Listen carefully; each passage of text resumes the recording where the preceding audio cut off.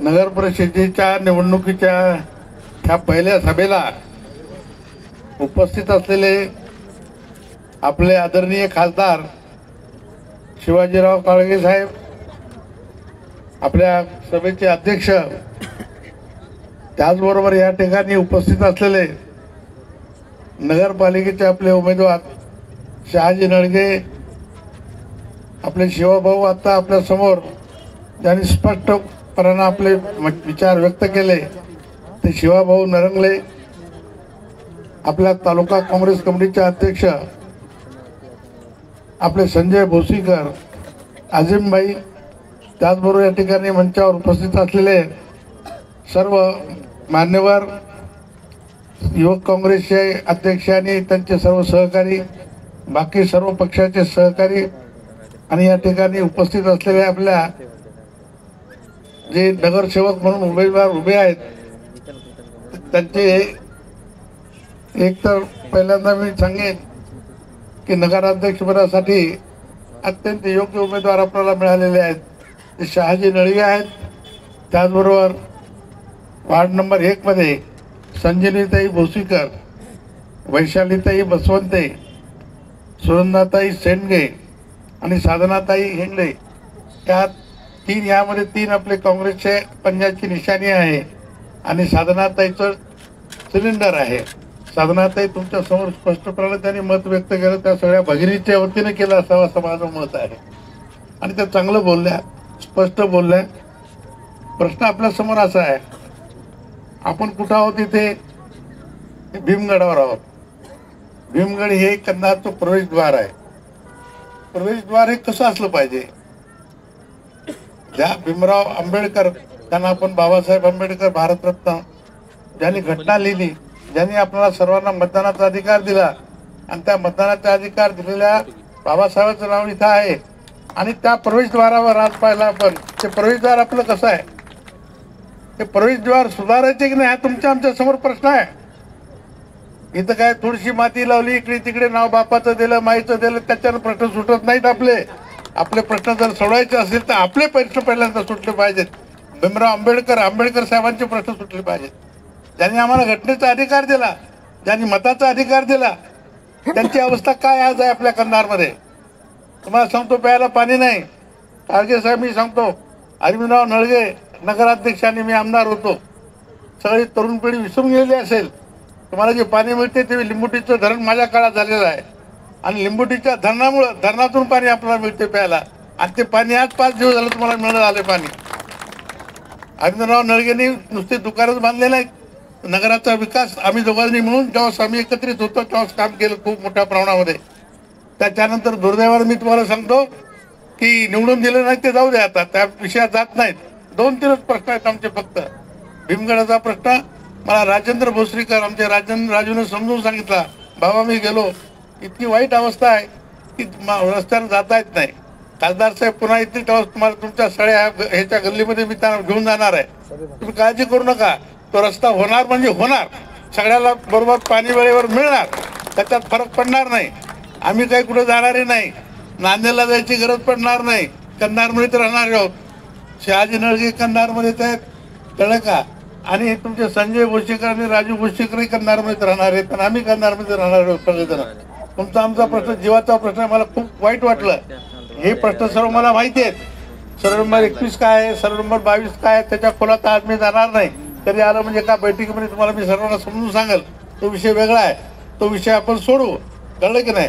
तुम्ही अजिबात काळजी करू नका किंवा आमचं काय होणार आहे की प्लॉट मिळतात की नाही, की आम्हाला बरोबर तुम्हाला सगळ्याला प्लॉट मिळणार म्हणजे मिळणार, त्याची खात्री मी तुम्हाला देतो.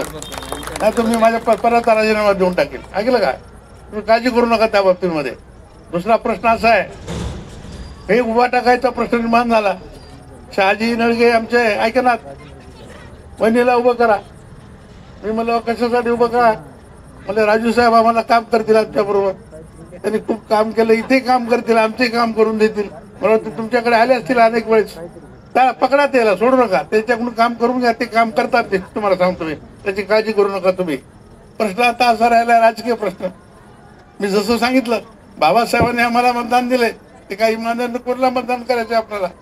आता काल इथे एक सभा झाली, मी बघितलं खुर्च्या रिकाम्या दिसल्या, होत्या का? जाताना बघितलो मी. आणि त्याला विचारलं वय एकानं, तुझा खाली मेंबर कोण आहे वरी मेंबर कोण आहे? वरी मेंबर नाही खाली मेंबर नाही मरीचे पुतलं कसं उभं राहिलं? नाही, मला आश्चर्य वाटायला माणसं अशी उभी केले त्यांचा काही संबंध नाही. कुठंतरी संबंध असावा ना, राजकीय संबंध असायला पाहिजे, काही काम केलेलं असायला पाहिजे. ही सगळी माणसं व्यासपीठावर बसली आपली सगळी काम करणारी माणसं आहेत, कळलं की नाही? आणि म्हणून तुम्ही काळजी करू नका. शिवाभाऊनी सांगितलं सर्व, आता त्या खोलात मी जाणार नाही. पण खरंच मी बाळासाहेबांचे आभार मानणार आहे त्या सर्वांच्या समोर. तुमच्या बाळासाहेबांनी आम्हाला साथ दिली, बाळासाहेबांनी मला शब्द दिला आणि त्या शब्दाला ते जागे झाले. बाकी ठिकाणी कुठं ठिकाणी झाल्या नाहीत आणखी युती मी तुम्हाला सांगतो महाराष्ट्रामध्ये, पण आम्ही करून दाखवलं. हे करून घेत असताना बाबासाहेब आंबेडकरांचा पुतळा पानमुशीला उद्घाटन करायचं होतं. राजू आणि त्या आमचे तिथले जे अध्यक्ष होते ते म्हणले नाही, म्हणजे बाळासाहेबच्या हातानेच उद्घाटन करायचं आम्हाला. लोकांना आश्चर्य वाटलं, वा भोसीकर साहेब काँग्रेसच्या माणसाला बोलावतील, बाळासाहेबांना कशाला बोलावतील? आम्ही नाही सांगितलं, बाळासाहेबांनाच बोलायचंय. मी घरी गेलो त्यांच्या, स्वतः घरी गेल्यानंतर काय बोलले माहिती आहे का मला?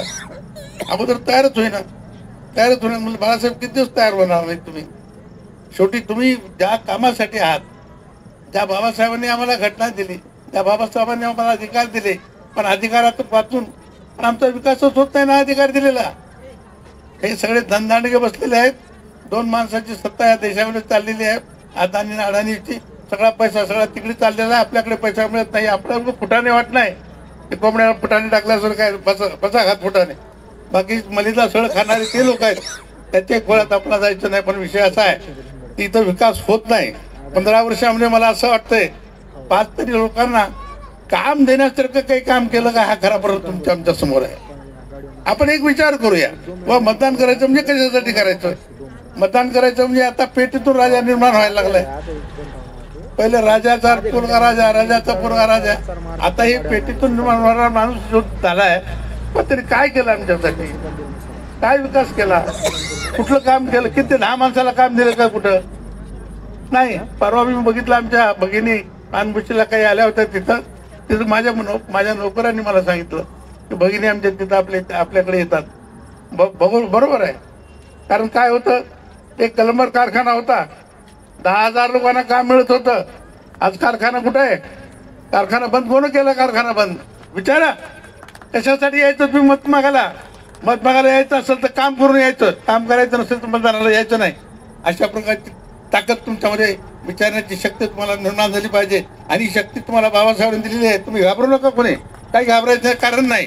त्यांनी जसं सांगितलं, आता कुणी सांगितलं तुम्हाला दारूच्या बाबतीत, पैशाच्या बाबतीत, हा विषय बाजूला ठेवा. प्रश्न असा आहे, आपल्याला खऱ्या अर्थाने इथं लोकशाही निर्माण करायची कंधारमध्ये.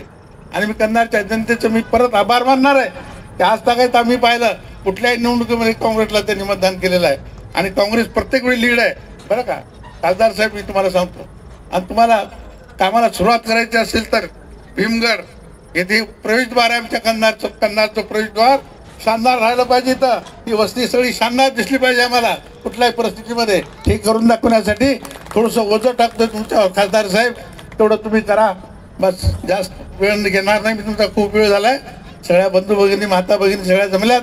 तुम्ही कोणी घाबरायचं कारण नाही, अजिबात घाबरू नका. कोणाला भ्यायचं कारण नाही. आम्ही ठोकपणानं मतदान करा. आणि विशेषतः मी तुम्हाला सांगतो, साधनाताई तुला सांगतो, त्या हिमतीने तू बोललीस त्याच हिमतीने तू काम कर. बेशक घाबरू नको तू, कळलं की नाही? कोणी काय म्हणलं तर आम्ही इथंच आहोत, कळलं का? संकटाच्या साठी आम्ही तोंड द्यायला तुमच्याबरोबर तयार होतो. आम्ही तुम्ही घाबरायचं कारण नाही. बस ह्याच्यापेक्षा अधिक वेळ न घेता तुम्हाला मी सर्वांना विनंती करतो की त्या 2 तारखेला आपण हे जे निशाणे आहेत सगळ्या सिलेंडर आणि आपलं पंजा, जसं सांगितलं यांनी, सिलेंडर पेटत नाही पंजाशिवाय, हात लावल्याशिवाय. आता शिवाभाऊनी सांगितलं आपल्याला, तसं दोघांचं एक मिलन झालेलं आहे. आपलं पक्षाचं मिलन आहे, नुसतं नाही, विचाराचं आहे. आणि ही विचाराची जी ठेव आहे, ही शिदोरी आहे. ही शिदोरी भविष्यकाळात सुद्धा तुम्हाला मला कामाला येणार आहे. आणि बाबासाहेब आंबेडकरांचं नाव त्या निमित्तानं सुद्धा मी तुम्हाला सांगतो, अजिबात राहणार नाही. एवढं बोलून मी माझं भाषण संपवतो. जय हिंद, जय महाराष्ट्र.